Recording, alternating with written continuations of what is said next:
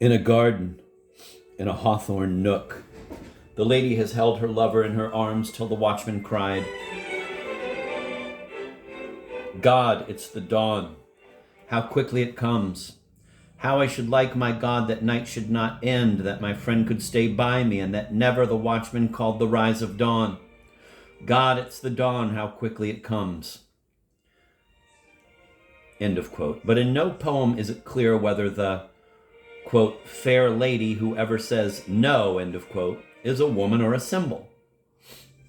The troubadours all swear that they will never betray the secret of their mighty passion, as if it were a faith and one that had been imparted to them by initiation.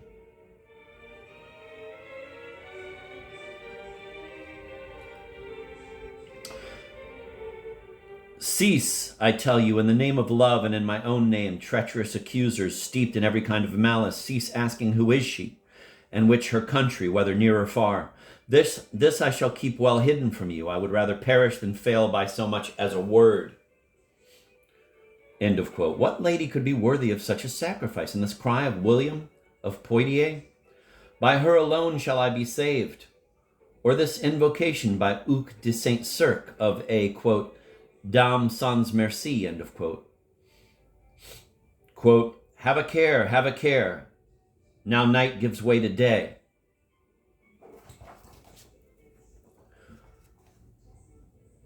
End of quote. Quote, I do not wish God to aid me nor to give me joy and happiness except through you, end of quote.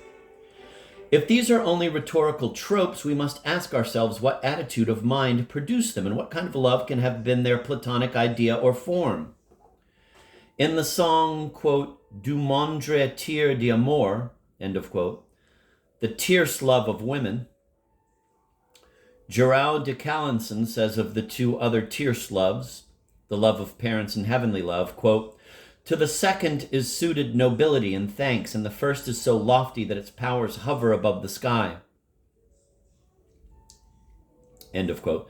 This 1 in 3 love, this feminine principle, quote, amour, end of quote, in Provençal is of the feminine gender,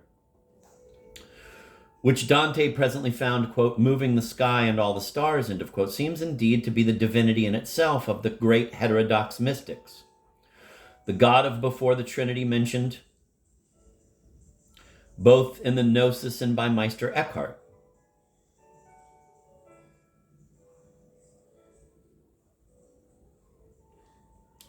And more exactly, still the, quote, superessential, end of quote, God who, according to Bernard of Chartres, circa 1150, quote, resides above the heavens, end of quote, and of whom, quote, noise, end of quote, Greek, is the intellectual and feminine emanation. Nothing else would produce the uncertainty, the sense of dubiousness which we cannot fend off as we read these love poems. The poems are about a real woman, generally referred to by a symbolic name or sinhal, even as the Sufi mystics refer to God in their poems. The physical pretext is there, but as in the Song of Songs, the tone is truly mystical. Scholars keep on saying that this indicates something, quote, perfectly simple, end of quote, a fad for idealizing woman and natural love, but they do not say how the fad arose. Was it from some idealizing humor? Consider the Lay by Pierre de Roget. Quote, bitter, bitter my distress must be, and never, never must my heart give up its great and overwhelming grief for her, nor I be granted e'en a passing hope of joy, however sweet, however good, great joy could acts of prowess bring to me. I'll do none. All I know to want is she. End of quote. And the cry of Bernard of Ventador. Quote, she has taken my heart, she has taken myself, she has taken me from the world, and then she has slipped away from me, leaving me with only my desire and my parched heart. End of quote.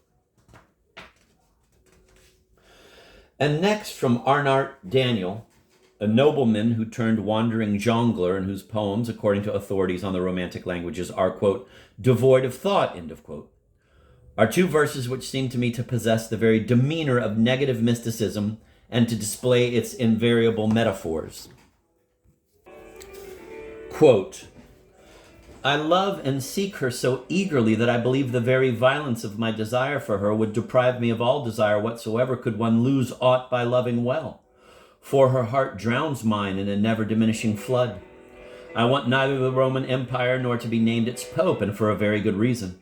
If I am not to be brought back to her for whom my heart is ablaze and cleft in twain, but if she has not solaced my anguish with a kiss before the new year, she destroys me and I am damned, end of quote. The intuition which directs this inquiry must be followed to the extreme end. If the lady is not simply the church of love of the Cathars, as Aro and Paladon considered they were entitled to think, nor the Sophia Maria of the Gnostic heresies, the feminine principle of divinity, why should she not be the anima, or more precisely, man's spiritual element, that which the soul imprisoned in his body desires with a nostalgic love that death alone can satisfy?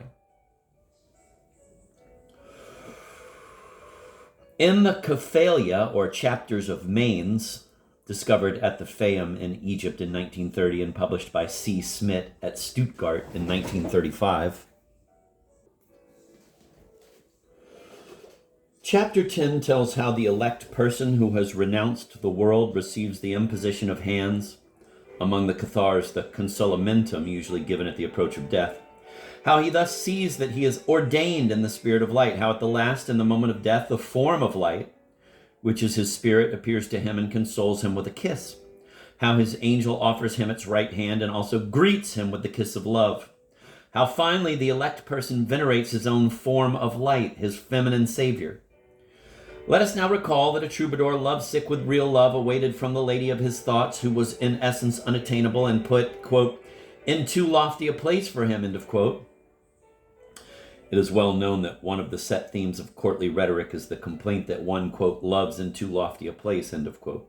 Scholars tell us that the poor troubadour of socially low extraction, as a rule, fell in love with the wife of some high and mighty baron, who disdained him. No doubt that happened in a few cases, but it does not account for the same plaint being breathed in the poems of Alfonso of Aragon, a most powerful king. For him, obviously, no woman in this world was too high. The real question is why the poet chooses to cast his love so high and chooses the unattainable.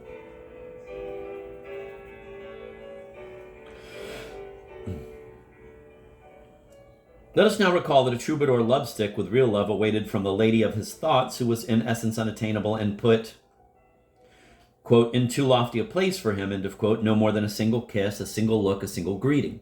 Geoffrey Rudel, after long being in love with the image of a woman he has never seen, beholds her at last after a sea passage and dies in the arms of the Countess of Tripoli as soon as she is bestowed upon him a single kiss of peace and a greeting. That is a legend, but a legend drawn from poems which unmistakably celebrate, quote, faraway love, end of quote. Other women are said to have been, quote, real, end of quote. Were they indeed more substantial than a psychical event? Several writers have suggested that the historical puzzle could be solved by supposing that the heretical church was reduced to clandestine operation, and that the troubadours were its agents. From that puzzle, we now pass to the mystery of a strictly religious passion, which involves a mystical view of man. That view, in turn, is strongly upheld by the very experience of the human spirit. Let us see if, by going between the points and limiting oscillations of our inquiry, we can get to the reality which usually lies intermediately. The reality of courtly lyric poetry, even though, because intermediate, it is by so much less, quote, clear, end of quote, and less, quote, pure, end of quote.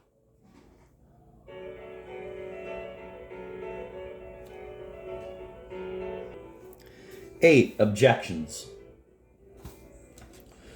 There is a risk that the importance of the conclusions to which the two preceding chapters point will be judged by the number of objections to which those conclusions give rise. I hope to gain from criticism, and I do not want to repress it. But the reader will appreciate my dealing with the doubts that have very likely come over him so far and my trying to dispel them. There are, I think, 4 objections, and they are as follows. Number 1, the religion of the Cathars is still imperfectly understood, and it is therefore at the very least premature to assume that this religion was the source or a chief source of courtly poems. Number 2, the troubadours never admitted being of this religion and never stated that this religion was the subject of their poetry. Number 3, on the contrary, the love which they extol is but the idealization or sublimation of sexual desire. Number 4, Out of a confused mixture of Manichaean and Neoplatonic doctrines operating upon a background of Celt-Iberian traditions, it is difficult to see how there could have arisen a rhetoric as highly elaborate as that of the troubadours. With those objections, I shall deal seriatim. Number 1, a religion imperfectly understood. If the Catharist religion were not known at all, then the problem of courtly lyric poetry would remain completely obscure, as the authorities on Romance languages allow. For my part, I cannot regard as absurd a poetic immorality of love, out of which were to come in later centuries the most splendid of Western literary works. Furthermore, certain points about Catharist rites and beliefs have now been established beyond dispute. The origins of the heresy are Manichaean. When we recall what was said above about the essentially lyrical character of Manichaean dogmas in general, it emerges that any small piece of additional information about this or that qualification or alteration to which the dogmas were subject in the Southern Church would not weigh much either for or against what I am contending. What should be looked for in courtly rhetoric is not rational or precise equivalences of the dogma, but the lyrical and psalmodic development of the fundamental symbolism. Likewise, to take a modern example, the Christian sentiment which is discerned in the poetry of Baudelaire is not a term-for-term transposition of Catholic dogma. It is rather the manifestation of a certain and even of a definite sensibility which but for Catholic dogma could not be imagined, and to this are added elements of vocabulary and syntax which are unmistakably of liturgical origin. It is not going too far to suppose that the strange which we have noted in the work of provincial poets stand in a similar relation to Neo-Manichaeism. It is also credible that in many cases the correspondences of Catharist doctrine with courtly poems are very close. In a study of one of the last of the troubadours, quote, Père Cardinal était il hérétique, end of quote, in Revue de History des Religions, June 1938, Lucia Varga goes so far as to propose that some of the poems of the troubadours should be used as sources of the heresy. In support, she quotes some verses by Père Cardinal, or Cardinal, which reproduce the exact terms of a Catharist prayer published by Döllinger. For example, quote, give me the power to love those that thou lovest, end of quote, Cardinal, and, quote, vouchsafe to us that we may love those that thou lovest, end of quote, prayer. But it must also be noticed that Père Cardinal, a true Cathar, speaks reprovingly of the, quote, courtesy, end of quote, in a poem where he says, quote, I do not engage in stupid exploits. I have got away from love, end of quote. I shall return to the theme of the poets of courtly love being compelled to tack between the twofold condemnation pronounced upon sexual love by the perfect and upon idealized but adulterous love by the Catholics.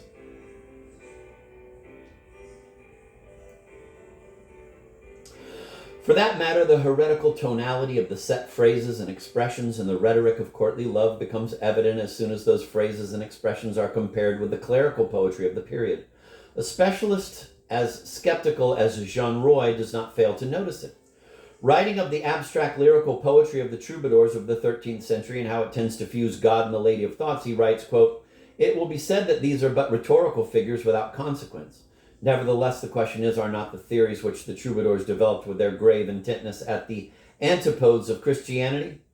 They must have noticed it, and why in their poems is there no hint of that internal rift, of that dissidio, which renders some of Petrarch's verses so full of pathos?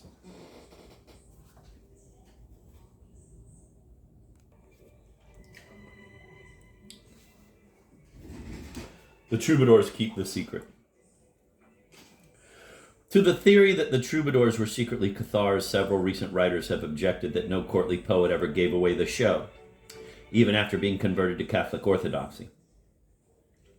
That is to attribute to a man of the 12th century a form of consciousness which he could not possibly have. If we try to place ourselves in the medieval atmosphere, it becomes clear that the absence of any symbolical meaning in a poem would have been something far more offensive than it can be now. To a medieval man, everything meant some other things, as in dreams. And this without any translation into concepts on his part.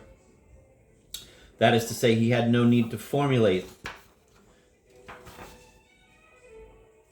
the meaning of the symbols he used, nor to become fully conscious of them. He was innocent of the rationalism which causes people today to abstract and empty of all significant overtones the objects to which they attend. For example, in the Middle Ages, a man was too naive to be able to devote himself to any material he deemed absurd, that is, material which lacked a religious significance and a fixed position in the scheme of values he accepted. One of the best historians of medieval manners, Huizinga, provides a pertinent instance of this in the behavior of Suso the mystic. The Waning of the Middle Ages, pages 136 to 137. I'm going to reread that paragraph. To a medieval man, everything meant some other things as in dreams, and this without any translation into concepts on his part. That is to say, he had no need to formulate the meaning of the symbols he used, nor to become fully conscious of them. He was innocent of the rationalism which causes people today to abstract and empty of all significant overtones the objects to which they attend.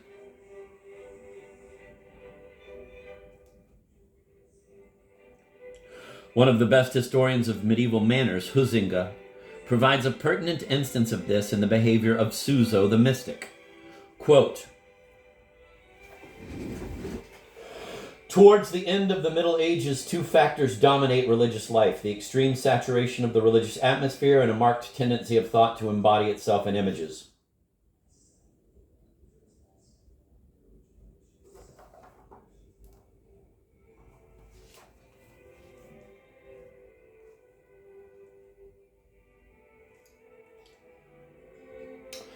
Individual and social life in all their manifestations are imbued with the conceptions of faith. There is not an object or an action, however trivial, that is not constantly correlated with Christ or salvation.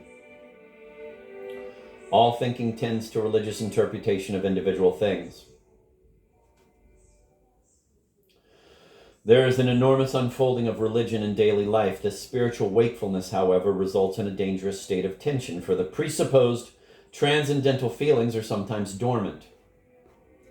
And whenever this is the case, all that is meant to stimulate spiritual consciousness is reduced to appalling commonplace profanity, to a startling worldliness and otherworldly guise.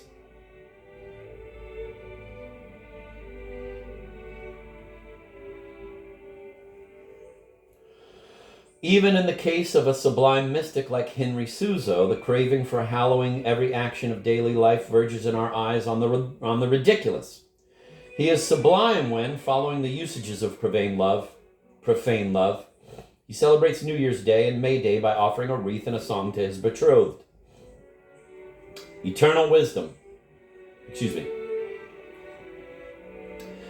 He is sublime when, following the usages of profane love, he celebrates New Year's Day and May Day by offering a wreath and a song to his betrothed, eternal wisdom. Or when, out of reverence for the Holy Virgin, he renders homage to all womankind and walks in the mud to let a beggar woman pass. But what are we to think of what follows? At table, Suso eats 3/4 of an apple in the name of the Trinity, and the remaining quarter in commemoration of, quote, the love with which the Heavenly Mother gave her tender child Jesus an apple to eat, end of quote. And for this reason, he eats the last quarter with the paring, as little boys do not peel their apples. After Christmas, he does not eat it, for then the infant Jesus was too young to eat apples. He drinks in 5 draughts because of the 5 wounds of the Lord, but as blood and water flowed from the side of Christ, he takes his last draught twice. This is indeed pushing the sanctification of life to extremes, end of quote. Must it be held that this is a drop from symbol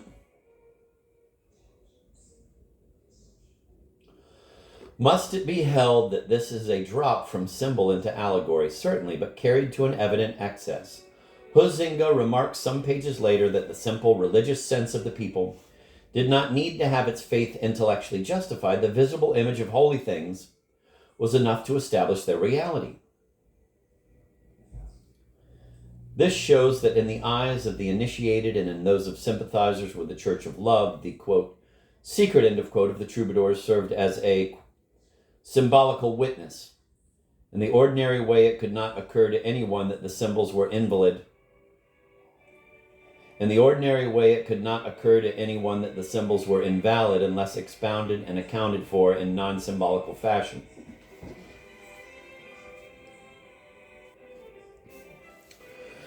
A contrary objection has been raised. How is it that no converted Cathar ever gave away the troubadours as being propagators of the heresy? That, however, is easily answered. Obviously, the troubadours were not looked upon as either preachers or missionaries, at most as believers, and more often as merely sympathetic and friendly.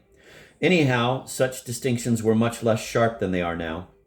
The troubadours, for the benefit of a public in which the majority favored the heresy, made up their lays about a kind of love which happened to correspond and to respond to a very difficult moral situation, the situation that had been produced both by the religious condemnation of sexuality by the perfect and by a natural revolt against the orthodox conception of marriage which had recently been affirmed afresh in the Gregorian reform. They had accordingly to protect themselves on two flanks, against the severity of the perfect and against the severity of Catholics. Nevertheless, it is easy to understand that the peculiar position of heretics caused some poets to be very discreet in indicating that, apart from the habitual symbolism which spoke for itself, their work possessed an exact double meaning. Hence, symbols were sometimes vehicles of allegory as well and took on a cryptographic guise. This happened with the school of the Trobar Cluse, to which I have already referred. While on the subject of this school, Jean Roy remarks, quote, another way of baffling the reader was to put a sacred notion into profane dress, and to apply to divine love phrases appropriated by custom to the expression of human love, end of quote. He claims not, quote, to be able to unravel, end of quote, the causes of this, quote, singular perversion of taste and a form of literature that had newly arisen, end of quote. The troubadour Allegret has, however, declared significantly, quote, my verse must seem nonsense to fools who cannot understand it in two ways. If someone wishes to challenge this line, let him come forward, and I shall show him how it was possible to put into, variant 3, words with various meanings, end of quote.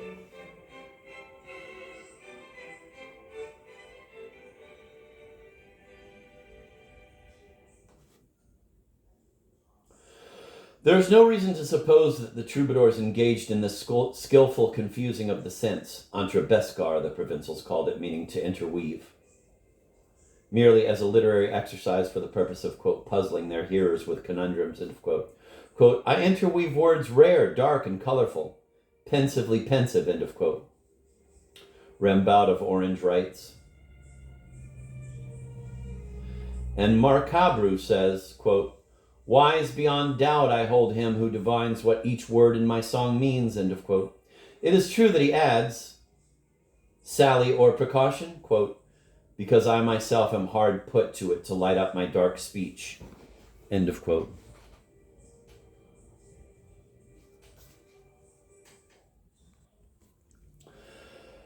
How far a troubadour himself understood the deep purport of his symbols is something indeed that cannot be determined. After all, the general run of human beings are very little conscious of using metaphors.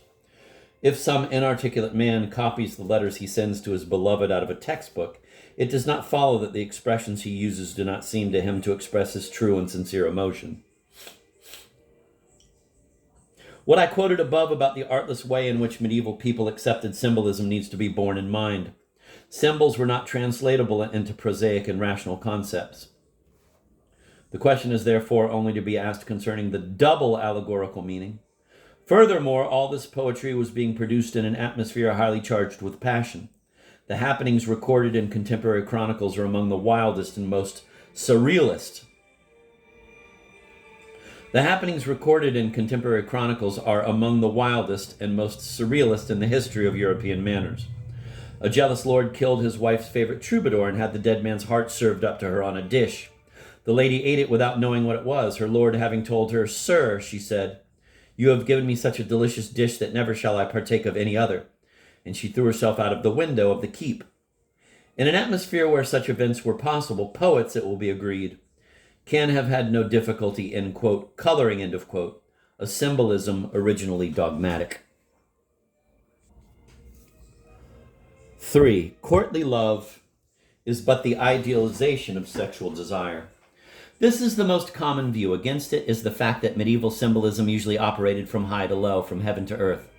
That is enough to dispose of the modern theories to which the materialistic prejudice has given rise, but we must enter into detail. Against Wechsler, who also insists that courtly lyrical poetry is an expression of the religious sentiment of the time, Jean Roy writes, quote, "In these bold claims, one error of fact is easily detected. It may be admitted that in time the lay was emptied of its initial content and became no more than a tissue of hollow set phrases.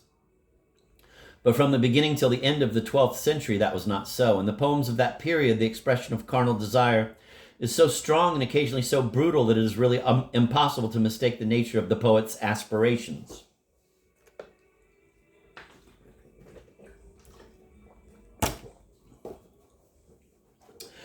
If that was so, we may wonder why the author is embarrassed and almost irritable upon having to admit how ambiguous are the expressions of courtesy and their mystical undertones. He says, quote, "Unquestionably, the religious ideas of a period generally influenced the view taken of love. And so too the vocabulary of courtship is modeled on that of devotion. Once adore had become a synonym of love, that first metaphor led to many others." End of quote. In the face of that passage, it is hard to understand why Jean Roy rejects without discussion Wechsler's writings, in which it is contended that the, quote, "theories of lovemaking in the Middle Ages are but a reflection of the religious ideas of the period," end of quote.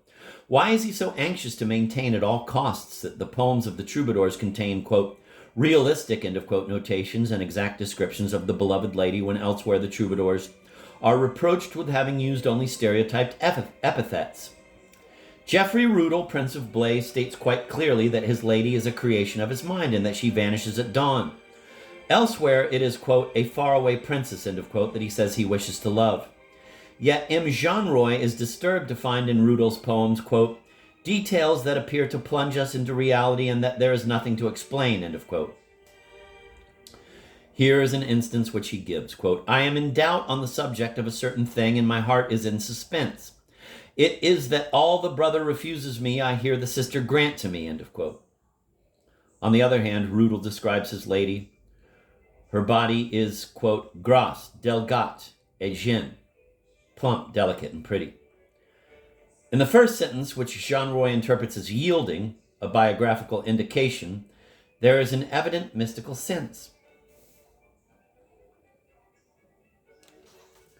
Quote, "what the body denies me, the spirit grants," end of quote. That is one instance. There are still other meanings. And as for the, quote, realistic, end of quote, epithets that are taken to apply to a, quote, real, end of quote, lady, epithets completely identical are to be found in 30 or so other poets. It is not surprising that I forget which learned student of the period declared that it looked as though the poetry of the troubadours had been the work of a single author singing the praises of always the same lady.